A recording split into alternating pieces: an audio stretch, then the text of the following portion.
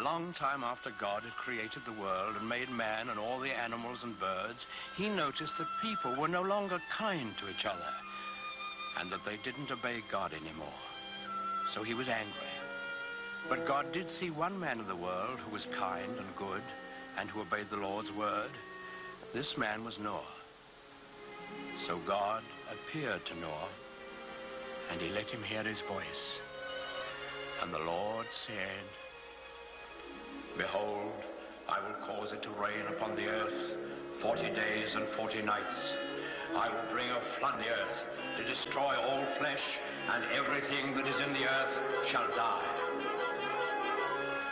But God told Noah to build an ark and to take 2 of every animal in it with him to keep alive during the storm. And when Noah had heard God's voice, he was grateful, and he set to work right away to build the ark. This was a great boat with many, many rooms in it. When Noah finally finished it, he went out into the fields and woods, for he had to talk to all kinds of animals and birds. He talked to the lion and the wild horses. He talked to the pigs in the barnyard and the elephants in the jungle and the cute little kittens in his own house. Noah talked to all the animals on the face of the earth, even to the doves, cooing in their nests.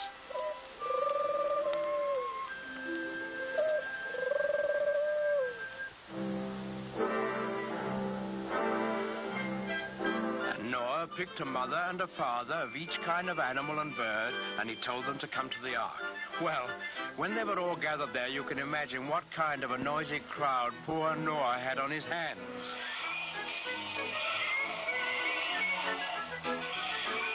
What with lions roaring and pigs squealing and monkeys chattering and hyenas laughing, well, it must have been noisier than a crowd of children on the annual Sunday school excursion. But Noah was wise and gentle, and he understood about animals, so he got them lined up in a long row, 2 by 2, and then he started them up and into the ark through the big door in the side. The bees were the last to go in, because bees have a stinger in their tails, and no animal wanted to get in line behind them.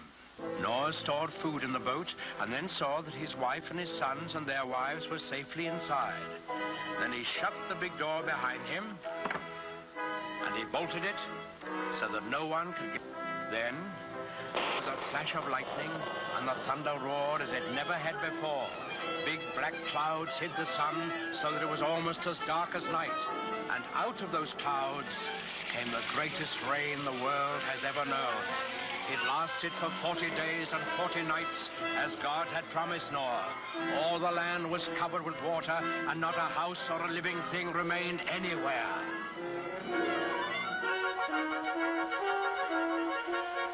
But Noah's ark floated on the surface of the waters, and he and his family and the animals who were in the ark with them were saved.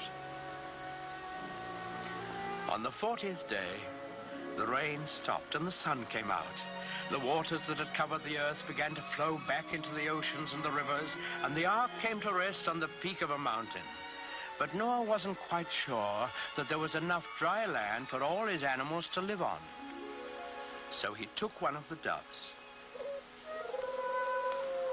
and let it fly out of the window. In a little while, it came back, and in its beak, the dove carried the branch of an olive tree. Noah knew that this must be a sign from God that he had restored quiet and peace to the world.